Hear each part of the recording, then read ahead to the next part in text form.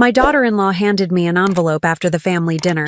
Since you're too stupid to notice, here are the photos of me sleeping with your husband. I had been waiting for this moment. I simply showed her my phone. I'm glad to have you here. Follow my story until the end and comment the city you're watching from so I can see how far my story has reached. The envelope landed on the dining table with a soft thud, right between the mashed potatoes and the green bean casserole. Sunday dinner at our house had always been sacred. The whole family gathered around the mahogany table that Harold and I had bought 38 years ago when we first moved into this house. But tonight, something felt different, electric, dangerous. Esme sat across from me, her perfectly manicured fingers drumming against her wine glass. She'd been unusually quiet during dinner, which should have been my first warning. My daughter-in-law was never quiet. She always had something to say, some comment about the house, the food, or how things should be done differently. But tonight, she just sat there with that strange little smile playing at the corners of her mouth. "What's this?" I asked, looking down at the manila envelope that had suddenly appeared beside my plate. "Open it," Esme said, her voice carrying a tone I'd never heard before. Cold, calculating. "Since you're too stupid to notice what's happening in your own house." My son David looked up from his plate, confusion creasing his brow. "Esme, what are you doing?" Harold shifted uncomfortably in his chair, his fork clattering against his plate. I watched him from the corner of my eye, noting how his face had gone pale, how his hands trembled slightly as he reached for his water glass. "Go ahead, Wanda," Esme continued, leaning back in her chair like she was settling in to watch a show. "Open it. See what your precious husband has been up to while you've been playing the perfect little housewife." The words hit me like ice water, but I kept my expression neutral, curious even. Inside, though, my heart was racing, not from shock, but from anticipation.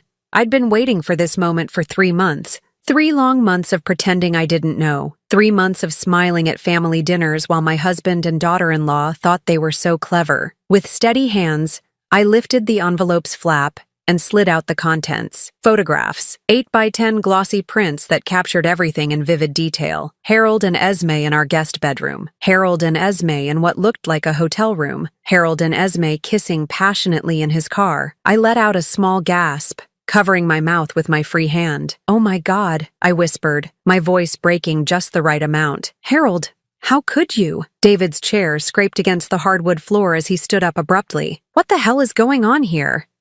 Harold finally looked up, his eyes meeting mine across the table.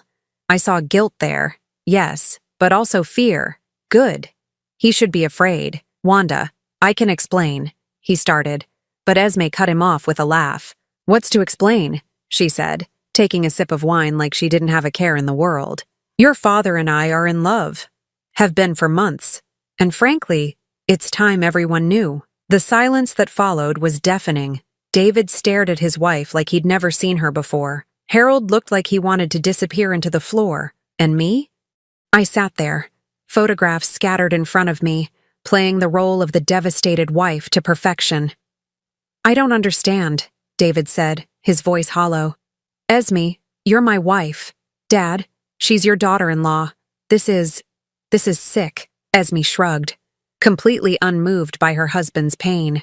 "These things happen, David. Your father makes me feel alive in ways you never could." I watched my son's face crumble, saw the exact moment his heart broke, and felt a familiar rage building in my chest. But I pushed it down. Not yet. I had to wait for the perfect moment. "How long?" I asked, my voice barely above a whisper. 6 months, Esme said with obvious satisfaction. "Maybe longer.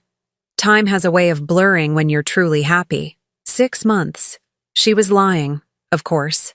I knew it had been closer to 8 months because I'd been tracking their affair almost from the beginning.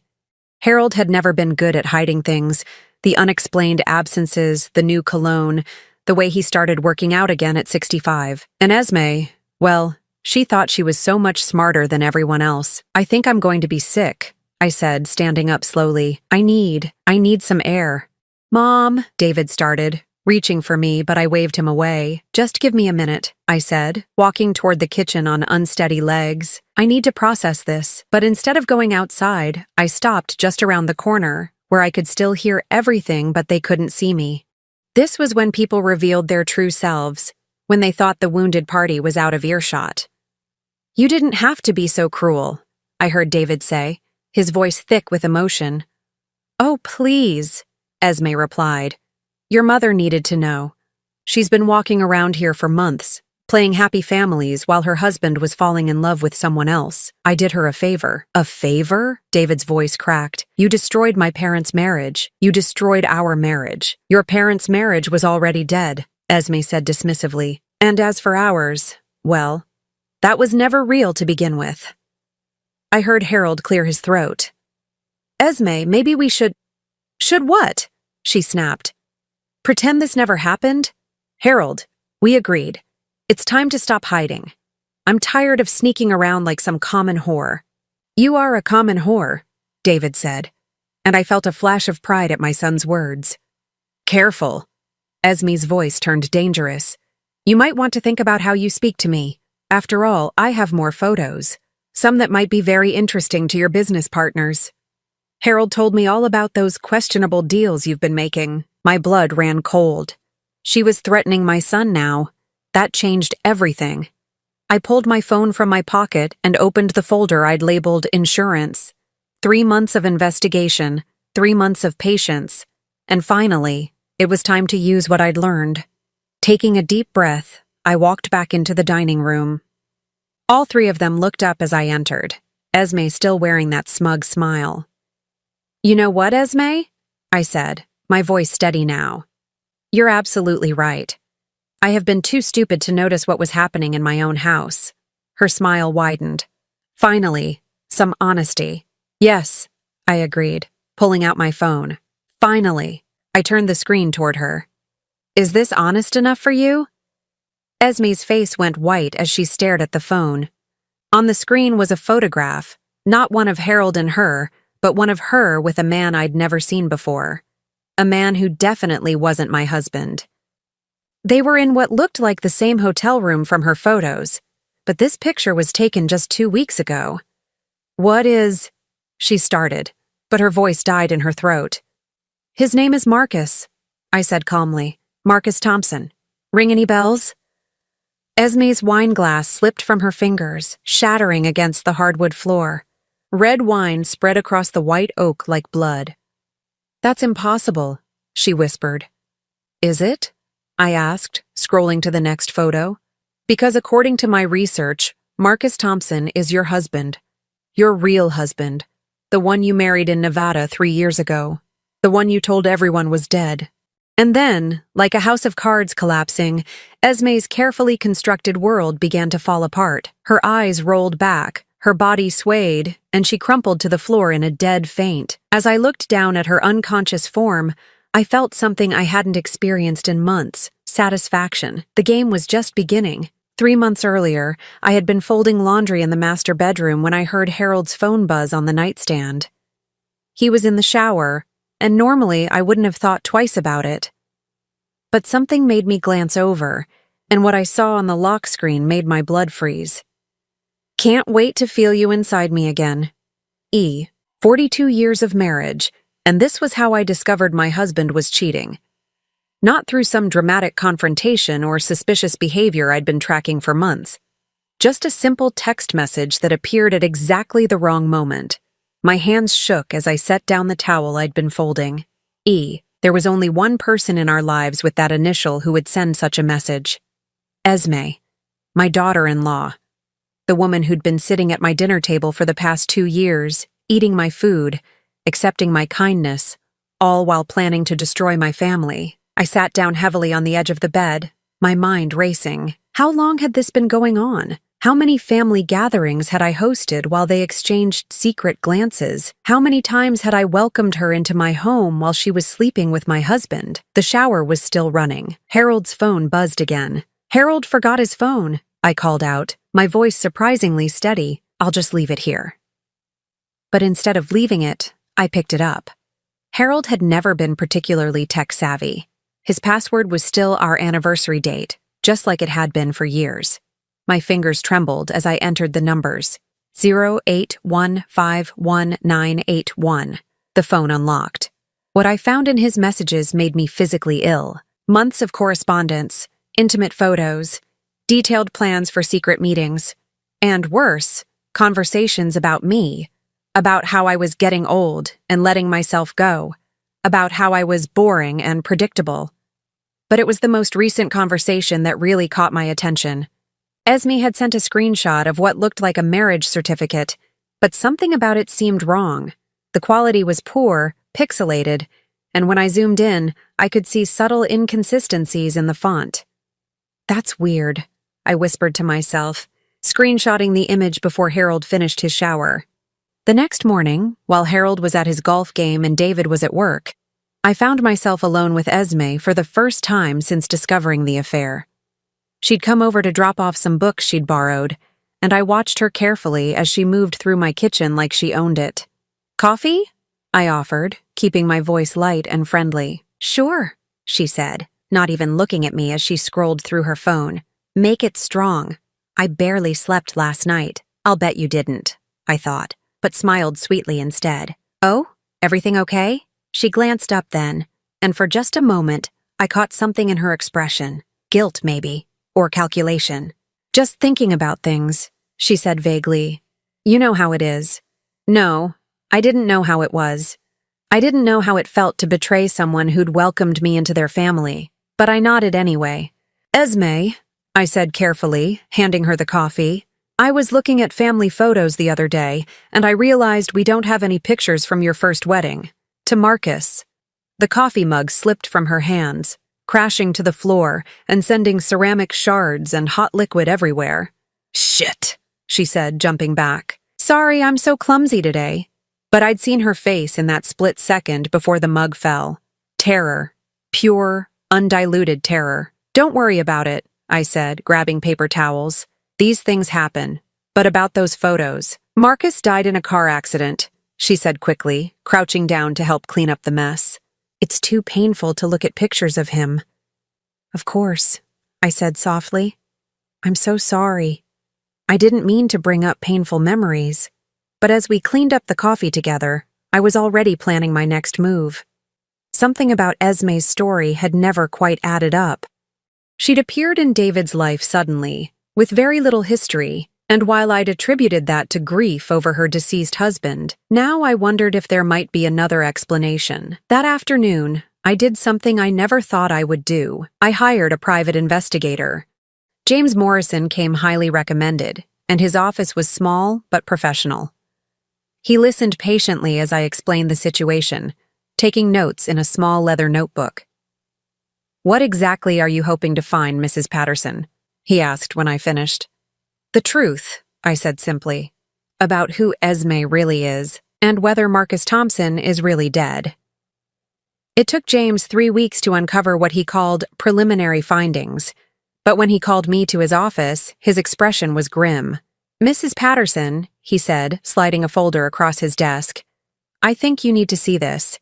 Inside the folder were photographs, documents, and printouts that painted a picture I never could have imagined. Marcus Thompson wasn't dead. He was very much alive and living in Phoenix, Arizona. He was also, according to the official documents James had obtained, still married to Esme. "She's a bigamist," James explained, pointing to the marriage certificates. "She married your son while still legally married to Mr. Thompson, but that's not the worst part." He flipped to another section of the file, revealing bank statements and credit reports. "She's done this before," he continued. "At least twice that I can confirm.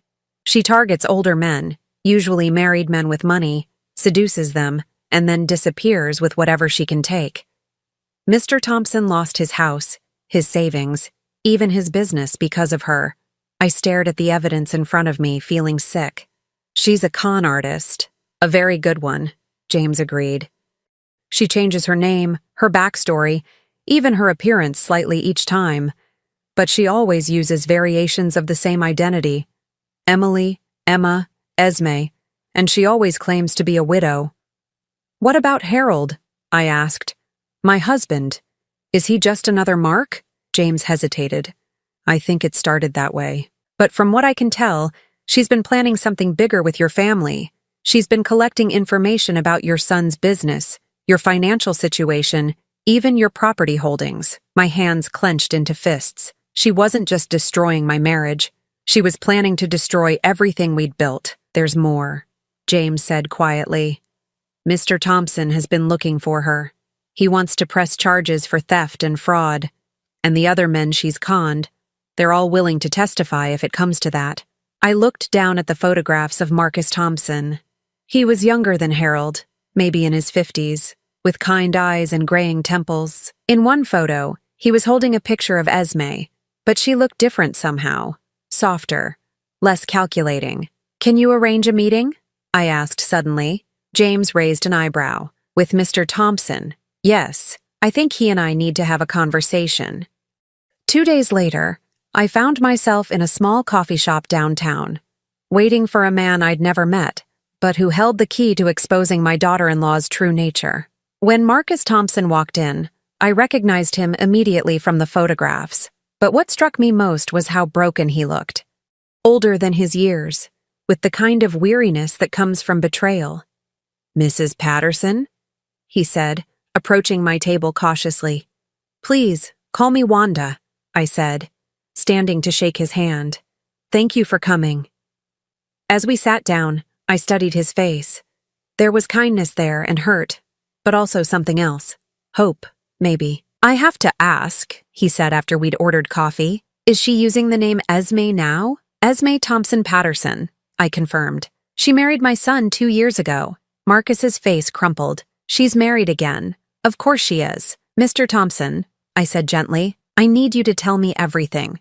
About Esme, about what she did to you, about who she really is. And so he did. For the next 2 hours, Marcus told me about the woman who'd swept into his life 5 years earlier, calling herself Emma, how she'd claimed to be a widow, how she'd been so loving and attentive, how he'd fallen completely under her spell. She took everything, he said, his voice barely above a whisper.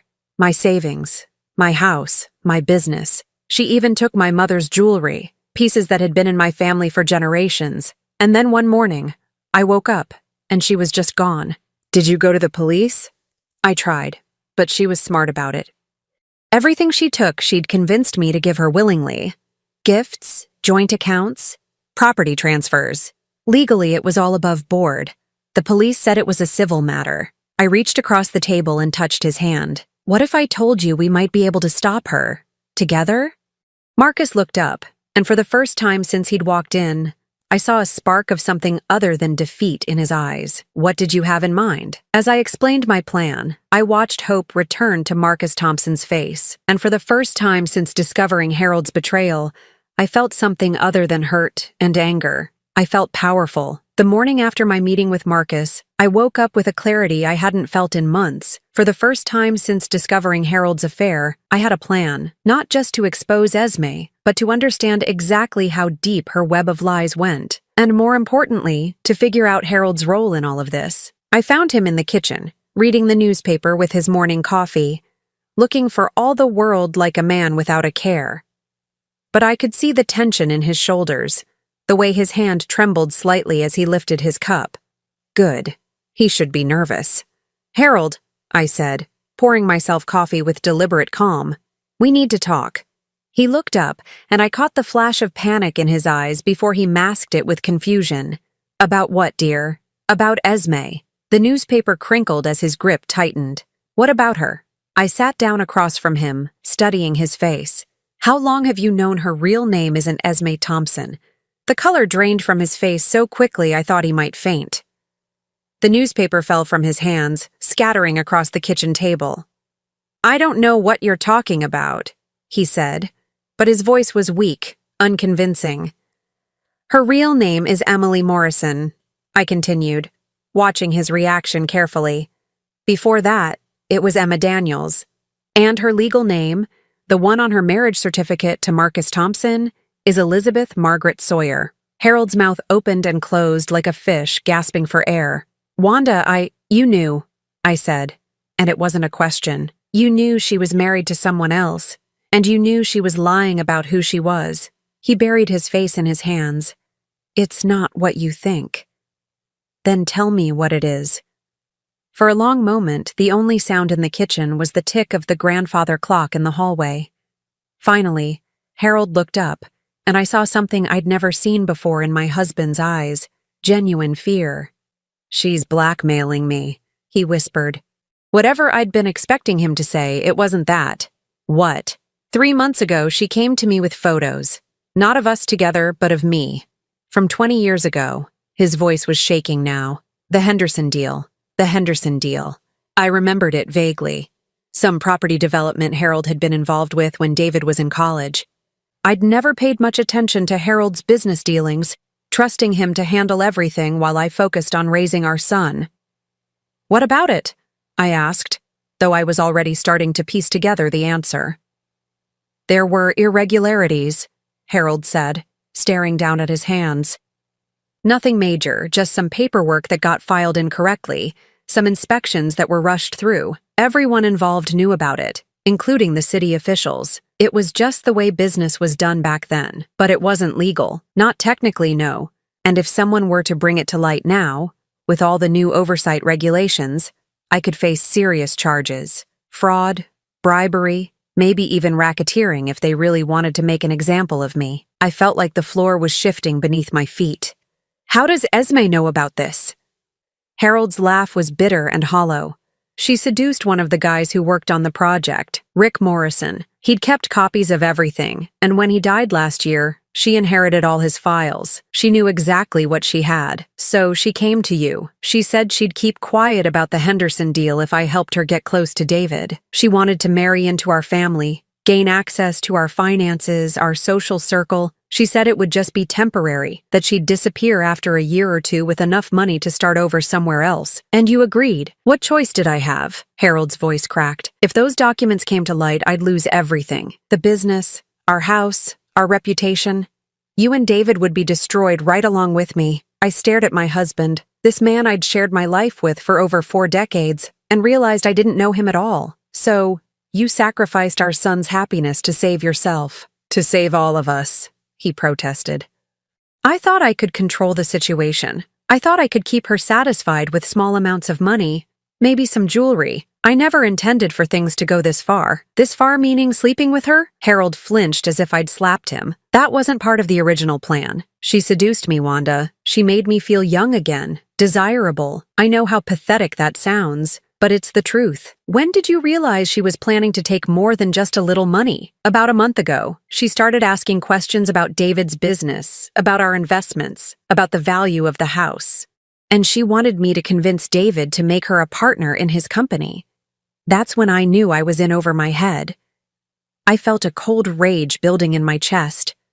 And you still said nothing. You were going to let her destroy David's life to save your own skin." "I was trying to figure out a way to stop her," Harold said desperately. "I swear, Wanda, I was looking for a solution. The only solution you were looking for was in her bed." Harold broke down then, sobbing like a child. "I'm sorry. I'm so sorry. I never meant for any of this to happen." I watched him cry, and I felt nothing. No sympathy, no urge to comfort him. Just a cold, calculating clarity about what needed to happen next. "Harold," I said, my voice steady and calm, "you're going to help me stop her." He looked up, wiping his eyes. "What? You heard me. You're going to help me expose Esme for what she really is, and you're going to make sure David is protected from the fallout." "I can't.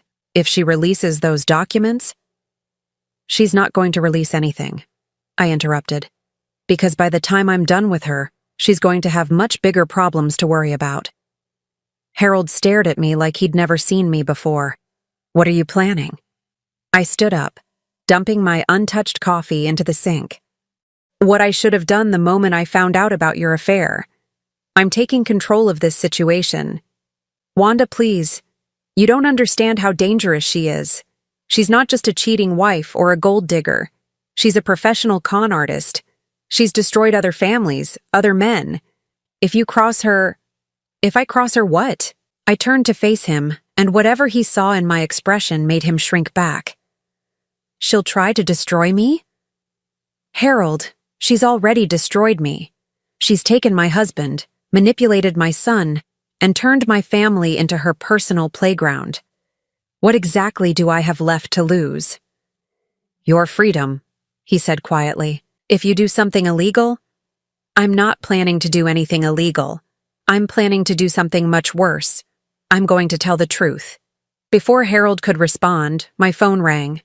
The caller ID showed James Morrison's number. Mrs. Patterson, James said when I answered.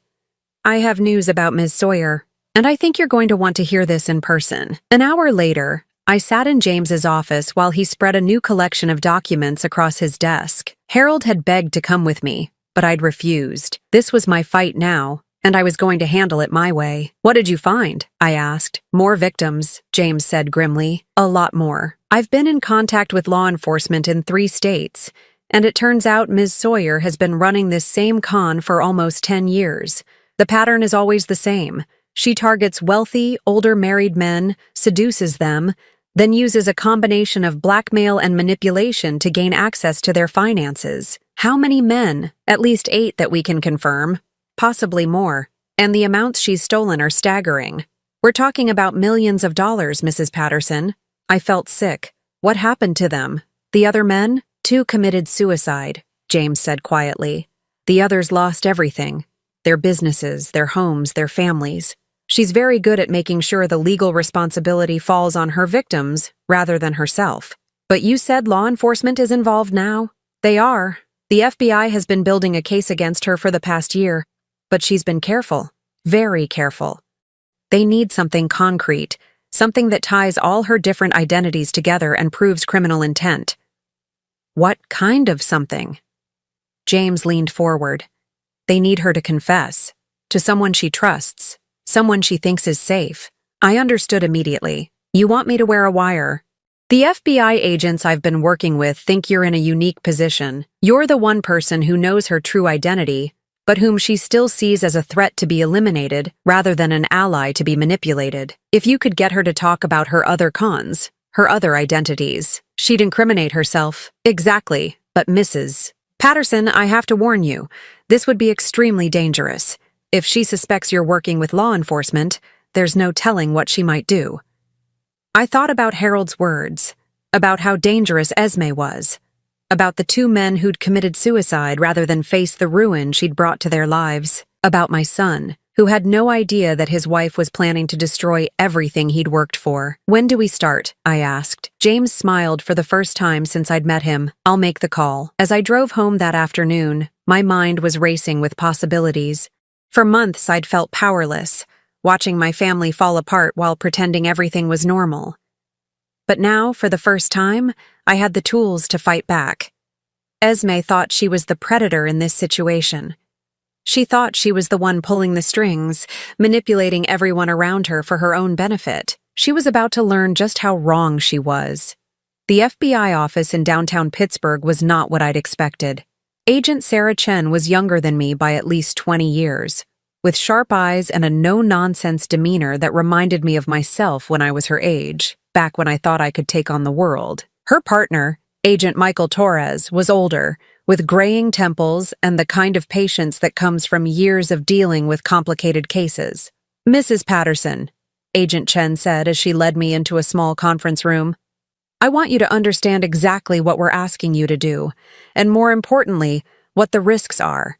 I settled into the uncomfortable plastic chair and folded my hands in my lap. I understand the risks. What I want to know is whether this will actually stop her. Agent Torres slid a thick folder across the table. This is everything we have on Elizabeth Sawyer, also known as Emily Morrison, Emma Daniels, and now Esme Thompson. She's been running variations of the same con for almost a decade, and we estimate she's stolen close to $3 million from her victims. I opened the folder and found myself looking at photographs of men I'd never seen before. They all had something in common, though. They looked broken, defeated. Some of the photos appeared to be mugshots. Others looked like they were taken at funerals. These are her victims? I asked. The ones we know about, Agent Chen confirmed. Robert Harrison, age 62, lost his construction business and committed suicide 6 months after she disappeared. Michael Chen, no relation to me, lost his savings and his family. He's currently serving time for embezzlement because she convinced him to steal from his own company to fund her lifestyle. I turned the page and found more photos, more stories of destroyed lives. How is she getting away with this? She's extremely careful about how she operates, Agent Torres explained. She never technically steals anything. Instead, she manipulates her victims into giving her money willingly. Gifts, investments, joint accounts. And she always makes sure they're complicit in some kind of illegal activity, so they can't go to the police without incriminating themselves. Like she's doing with Harold. Exactly. She researches her targets thoroughly before making contact. She knows their weaknesses, their secrets, their vulnerabilities, and she exploits all of them. Agent Chen leaned forward. What makes your situation unique, Mrs. Patterson, is that you discovered her true identity before she completed her con. She's not expecting you to fight back, which gives us an advantage we've never had before. What exactly would I need to do? We'd wire you for sound, Agent Torres said. Nothing visible, just a small recording device. Then you'd need to get her to talk about her other cons, her other identities. If we can get her to confess to just one of the previous thefts, we can arrest her and start building a case that connects all her crimes. How am I supposed to get her to confess? Agent Chen smiled grimly. You use the same tactics she's been using on everyone else. You manipulate her. Over the next hour, they explained their plan in detail. I would confront Esme about her real identity, but instead of threatening to expose her, I would offer to become her partner. I would claim that I was tired of my boring life as a housewife and wanted in on her next con. The idea was to make her feel safe enough to brag about her previous successes. She's narcissistic, Agent Chen explained. Con artists like her can't resist showing off their cleverness to someone they think appreciates their skill. If you approach her as an admirer rather than an enemy, she'll likely tell you everything. It was risky. If Esme suspected I was working with law enforcement, there was no telling what she might do. But as I looked at the photos of her previous victims, I knew I didn't have a choice. When do we do this? I asked. We need a few days to set up the recording equipment and brief you on exactly what to say, Agent Torres said. In the meantime, you need to act completely normal. Don't let her suspect that anything has changed. Acting normal turned out to be harder than I'd expected. That evening, as I prepared dinner for yet another family gathering, I found myself studying every interaction between Esme and the rest of the family with new eyes. She was good. I had to give her that. She played the role of the loving daughter-in-law perfectly, complimenting my cooking, asking Harold about his golf game, listening attentively as David talked about his work. But now I could see the calculation behind every smile, every laugh, every seemingly innocent question. When she asked David about his latest contracts, she wasn't making conversation. She was gathering intelligence. When she complimented Harold on his new watch, she wasn't being sweet. She was cataloging our assets. Mom, you seem distracted tonight, David said during dessert, pulling me from my observations. Just tired, I said, forcing a smile. It's been a long week. Esme looked up from her pie, and for just a moment, I caught something in her expression. Suspicion, maybe. Or concern that her carefully laid plans might be in jeopardy. You have been working yourself pretty hard lately, she said, her voice dripping with false sympathy. Maybe you should take a vacation. Harold was just telling me how much you've always wanted to visit Europe. I met her eyes across the table. Were you now, Harold? My husband shifted uncomfortably in his seat. I may have mentioned it. Oh, how thoughtful of you both to plan my life for me, I said, keeping my tone light, but letting just a hint of steel creep in. But I'm quite happy where I am, thank you. Esme's smile tightened almost imperceptibly. Of course, I just thought it might be nice for you to have some time to yourself, to relax, to get me out of the way, she meant. I wondered how many of her previous marks had been encouraged to take convenient vacations at crucial moments in her cons. I'll keep that in mind, I said pleasantly. After dinner, as Esme and David prepared to leave, she lingered in the kitchen while David said goodbye to Harold in the living room. Wanda, she said, her voice dropping to a conspiratorial whisper. Can I ask you something? Of course, dear. Have you noticed anything different about Harold lately? He seems stressed. I turned to face her, studying her expression. What kind of different? I don't know. Distracted. Worried about something. I'm just concerned about him, you know. He's getting older and stress can be so dangerous at his age. She was fishing, trying to figure out how much I knew. Or maybe she was laying the groundwork for her next move? I decided to test her. Now that you mention it, I said slowly, he has been acting strange, more secretive than usual. I found some papers in his office the other day that I didn't recognize. Esme's eyes sharpened with interest. What kind of papers?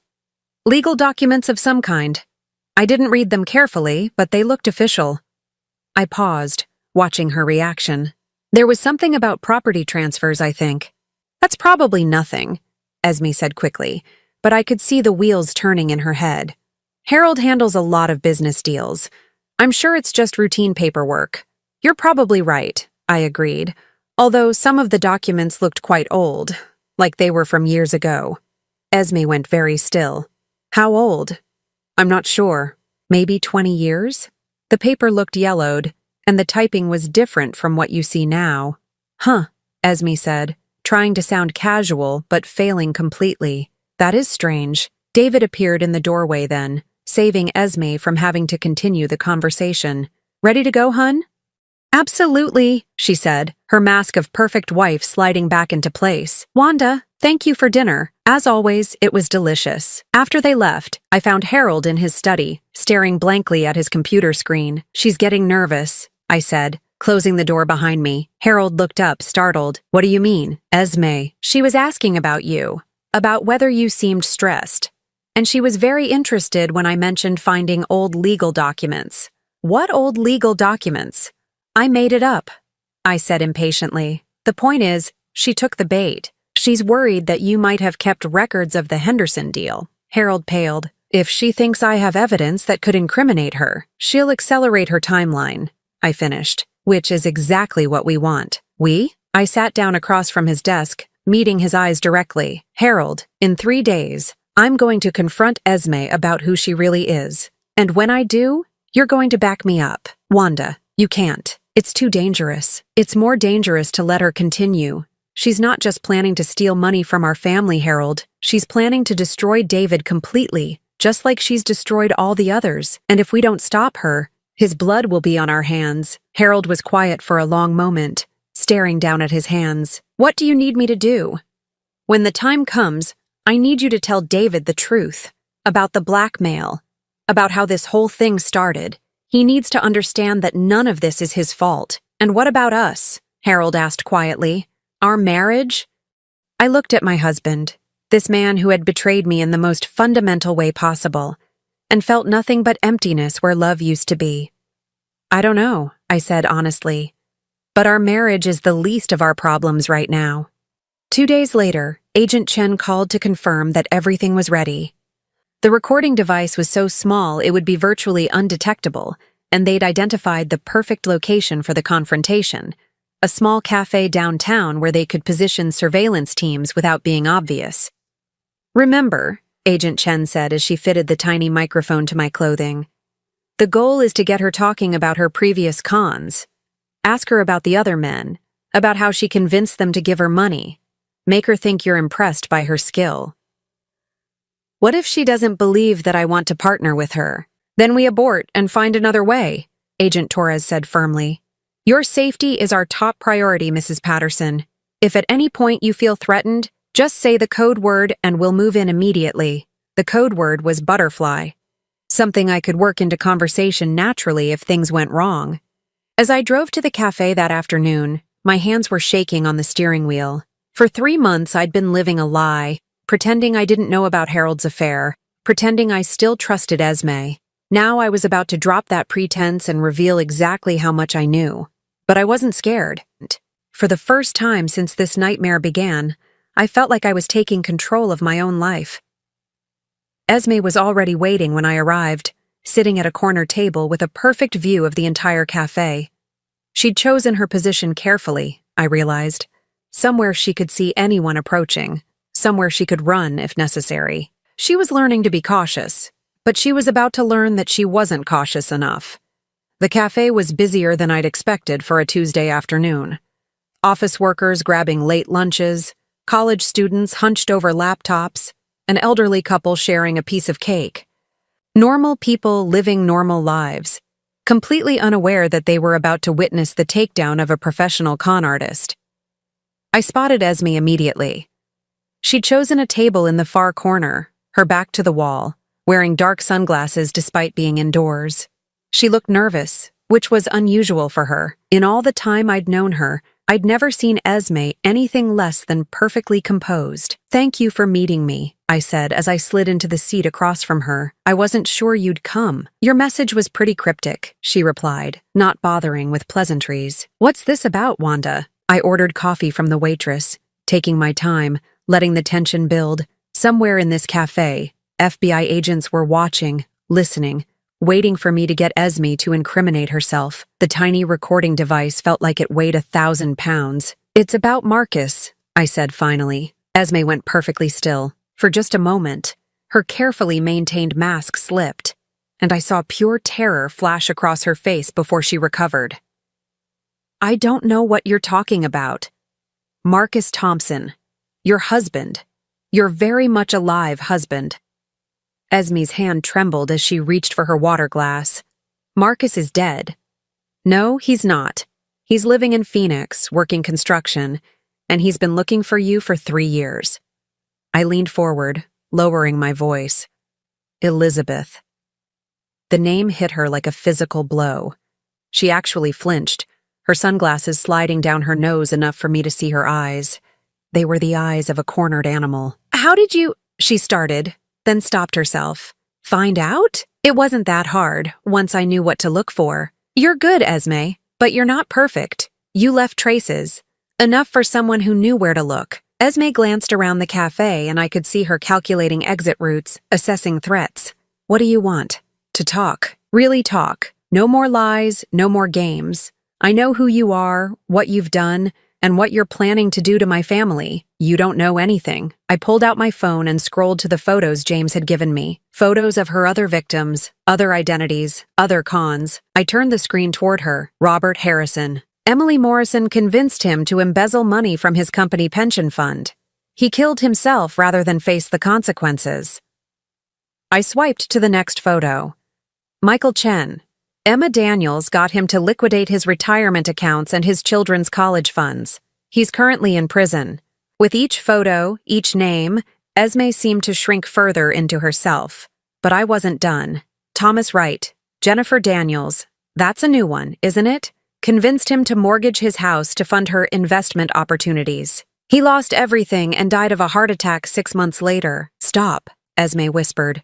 "Why? Because it's unpleasant to see the results of your work laid out like this? Because it's easier to pretend these were just business transactions instead of the systematic destruction of human lives?" Esme suddenly straightened, and when she looked at me again, the mask was firmly back in place. "What do you want, Wanda?" "I want in." Whatever she'd been expecting me to say, it wasn't that. "What?" "I want in on whatever you're planning next. I'm tired of being the dutiful wife, the perfect mother-in-law. I'm tired of watching everyone else live interesting lives while I fold laundry and host dinner parties." Esme stared at me like I'd grown a second head. "You're not serious." "I'm completely serious. You think I don't know about Harold's affairs? You think this is the first time my husband has cheated on me?" I let out a bitter laugh. "Honey, I've been looking the other way for 20 years. The only difference is that this time, I found someone who might actually be worth my attention." "You're insane." "Am I? Look at what you've accomplished. You've taken millions of dollars from men who thought they were smarter than you. You've lived a dozen different lives, been whoever you wanted to be. That's not insane. That's brilliant."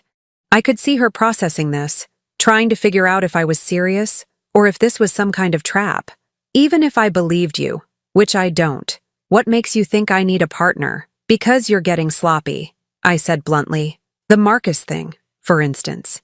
You should have made sure he was actually dead before claiming to be a widow. And this whole business with Harold and the blackmail, that's messy, unnecessarily complicated." Esme's eyes sharpened. "How do you know about the blackmail? Please, did you really think Harold could keep a secret like that? He told me everything. The Henderson deal, your threats, all of it." I leaned back in my chair. "But here's what I don't understand. Why go through all that trouble when there are easier ways to get what you want? Such as, Harold's not the one with the real money in this family." I am.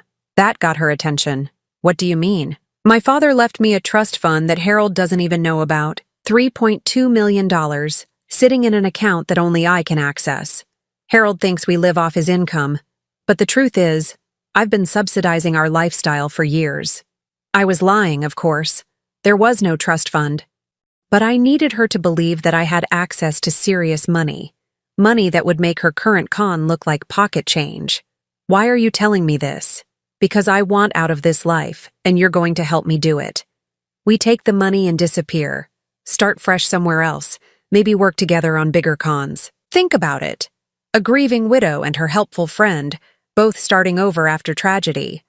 We could target country clubs, charity organizations, retirement communities, rich old men with more money than sense. For the first time since I'd sat down, Esme looked genuinely interested. You're really serious about this.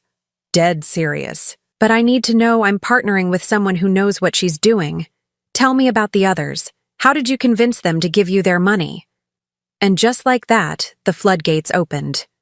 Robert was easy, she said, her voice taking on the tone of someone discussing a particularly successful recipe. He was lonely, recently divorced, looking for someone to make him feel young again. I played the struggling widow, needing help with my late husband's debts. He was so eager to be my hero. How much did you get from him? $400,000. Would have been more, but he started getting suspicious when his accountant asked questions. That's when I knew it was time to disappear. And Michael Chen? He was trickier, married, kids, but he had a gambling problem his wife didn't know about.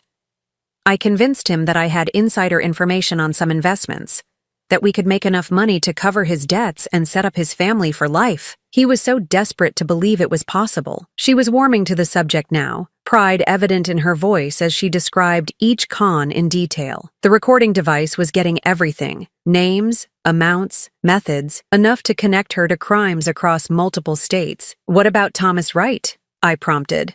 Thomas was probably my best work, she said with obvious satisfaction.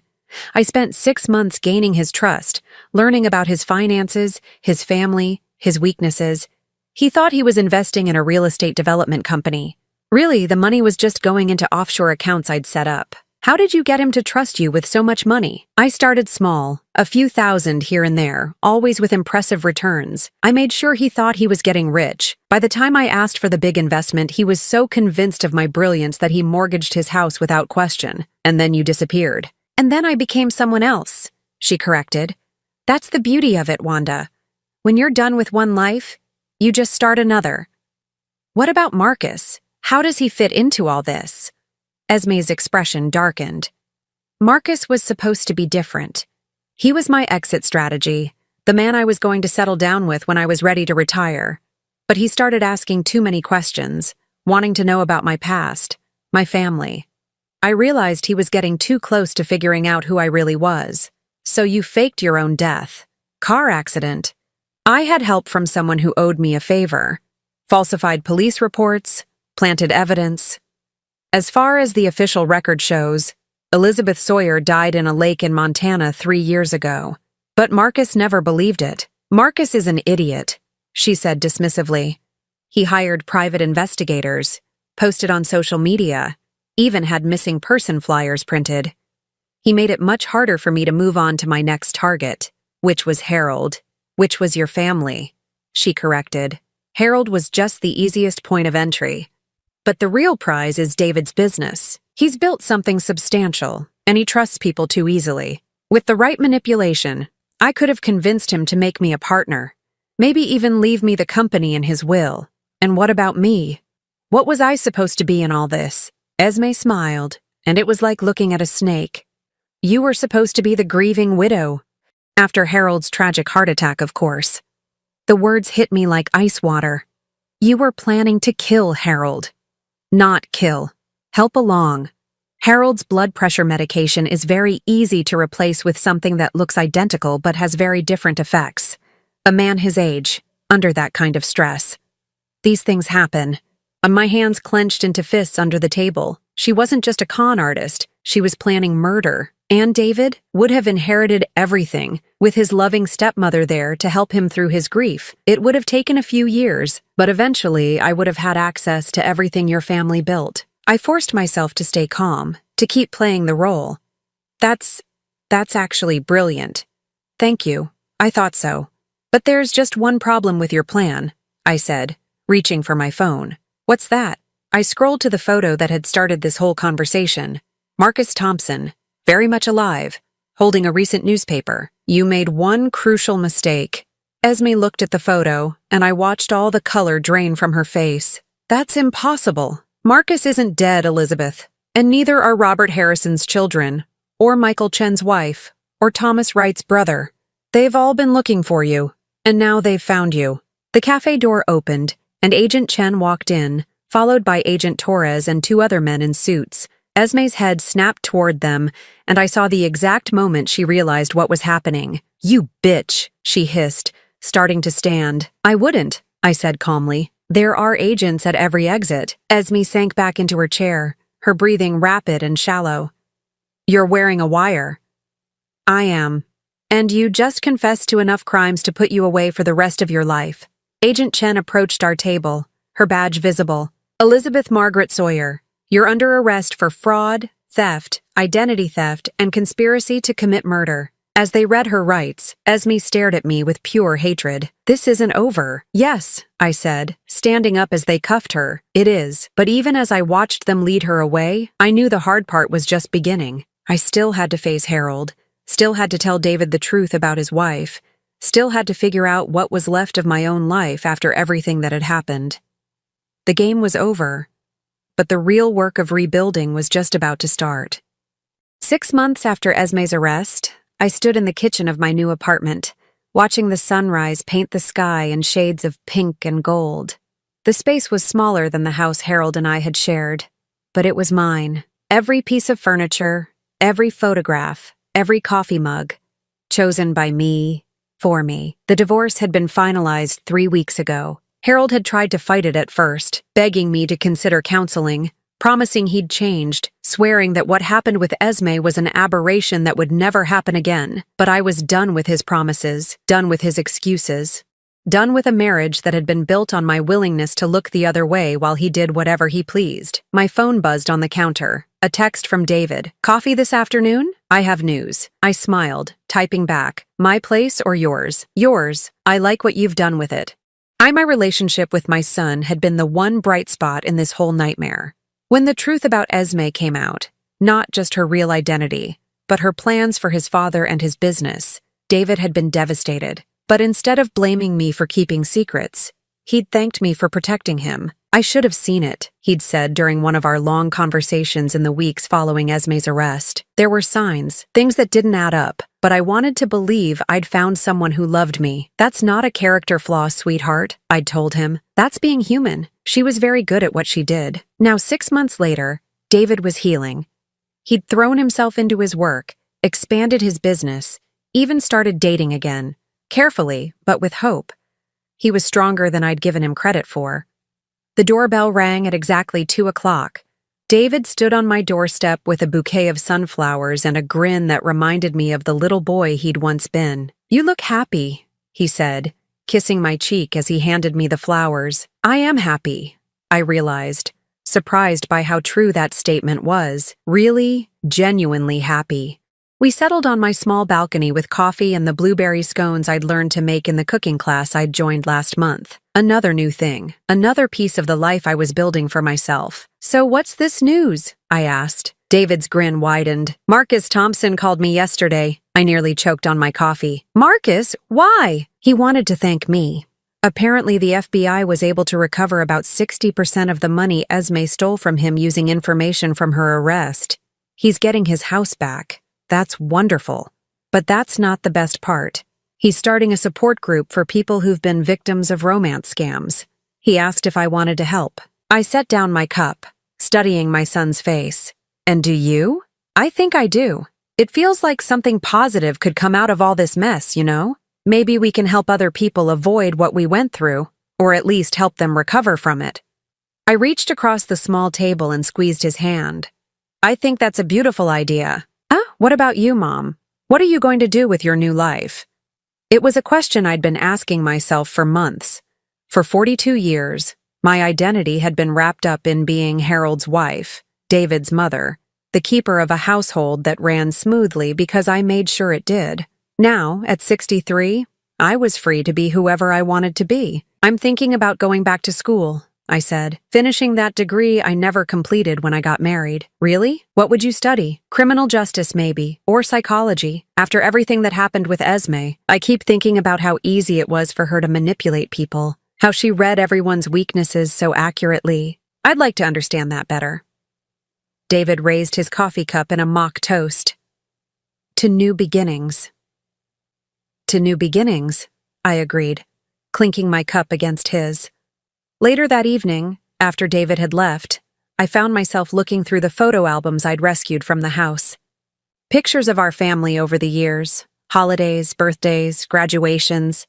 In so many of them, I could see what I'd missed at the time. Harold's distance, his distraction, the way he always seemed to be looking somewhere else, even when he was smiling for the camera. But there were other photos, too. Pictures of David and me, moments when it was just the two of us. His high school graduation, where Harold had been unavoidably detained at work. The day David got his business license, when Harold had forgotten to show up entirely. In those photos, I could see something I'd forgotten. I'd been a good mother. Despite everything else that had gone wrong, I'd raised a kind, honest, hard-working man. That was worth something. That was worth a lot. My laptop chimed with an email notification. The sender was someone I didn't recognize, Jennifer Walsh. Mrs. Patterson, the email began. I hope you don't mind me contacting you. Agent Chen gave me your information. My name is Jennifer Walsh, and I was married to Thomas Wright, one of the men your daughter-in-law defrauded. I wanted to thank you for your courage in exposing her. I continued reading, my chest tightening with each word. Tom died believing he was a failure, that he'd destroyed our family's future through his poor decisions. He never knew that Elizabeth Sawyer was a professional criminal who had done the same thing to many other people. Because of your bravery, I've been able to recover some of our money. But more importantly, I've been able to tell our children the truth about what happened to their father. He wasn't a fool. He was a victim. That knowledge has lifted a weight I didn't even realize I was carrying. The email went on to explain that several of Esme's other victims' families were planning to attend her sentencing hearing the following month. They wanted to make sure the judge understood the full scope of the damage she'd caused. Would you consider writing a victim impact statement? Jennifer asked.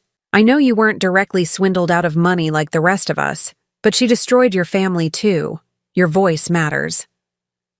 I stared at the screen for a long time, thinking about victim impact statements and justice and the strange turns life can take. A year ago, I'd been a woman who avoided conflict, who preferred to handle problems quietly, privately.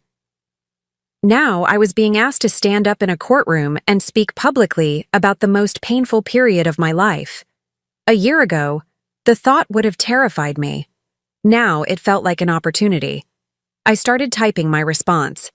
3 weeks later, I stood outside the federal courthouse in downtown Pittsburgh, wearing the navy blue suit I'd bought for my divorce proceedings. Agent Chen met me at the entrance. Are you ready for this? She asked. As ready as I'll ever be. The courtroom was packed. I recognized some faces from the photos James had shown me months earlier. Marcus Thompson, now looking healthier and more at peace. Jennifer Walsh, a woman in her 50s with kind eyes and graying hair. Several other people who I assumed were family members of Esme's victims. Esme sat at the defendant's table in an orange jumpsuit, her hair pulled back severely.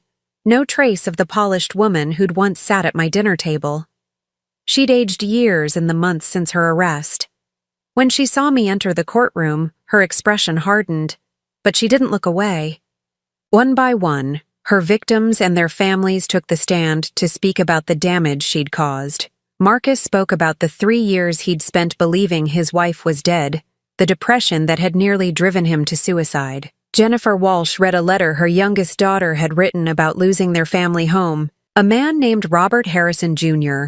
spoke about his father's final months, consumed with shame and self-loathing. When my name was called, I walked to the witness stand on steady legs. I'd practiced my statement dozens of times, but as I looked out at the courtroom, I set my prepared remarks aside. "Your Honor," I began, "6 months ago I thought I knew who I was. I was a wife, a mother, a woman who kept her family together by keeping the peace. I thought my job was to smooth over problems, to look the other way when things got difficult, to protect everyone else's feelings even when it meant sacrificing my own well-being." I glanced at Esme, who was staring at me intently. The defendant taught me something valuable, though I doubt she intended to. She taught me that being quiet in the face of evil isn't kindness, it's cowardice. She taught me that protecting people from the consequences of their actions doesn't help them. It enables them. And she taught me that sometimes the most loving thing you can do for your family is to tell the truth, even when it's painful. I paused, gathering my thoughts. The defendant didn't just steal money from her victims. She stole their sense of reality, their ability to trust their own judgment, their faith in other people. She made them doubt everything they thought they knew about love, about family, about themselves. That kind of damage doesn't show up on a bank statement, but it's real. And it's devastating. I looked directly at Esme now. But here's what she didn't count on. Some of us are stronger than we look. Some of us refuse to let her define our stories. Some of us take the pieces she left behind and build something better. When I finished speaking, the courtroom was silent except for the sound of someone quietly crying. I returned to my seat, my heart pounding, but my conscience clear. The judge sentenced Esme to 15 years in federal prison. As the bailiff led her away, she turned to look at me one last time. I met her gaze steadily, and I saw something there I'd never seen before: defeat. Outside the courthouse, Jennifer Walsh approached me. "Thank you," she said simply. "For everything." "Thank you," I replied, "for helping me understand that I wasn't alone in this." That evening, I called David to tell him about the sentencing. Then I called my sister in California, whom I hadn't spoken to in years because Harold had always found excuses for why we couldn't visit. I made plans to see her next month. Then I opened my laptop and began working on my application to the local community college. It was time to finish what I'd started 40 years ago. As I worked, I thought about the woman I'd been 6 months ago. Afraid to rock the boat, willing to accept scraps of affection, convinced that keeping everyone else happy was more important than my own well-being. That woman felt like a stranger to me now. I thought about Harold, too, alone in the house that felt too big for one person, probably wondering how everything had gone so wrong. Part of me felt sorry for him, but a larger part of me felt grateful. If he hadn't betrayed me, if Esme hadn't forced my hand, I might have spent the rest of my life sleepwalking through a marriage that had died years ago.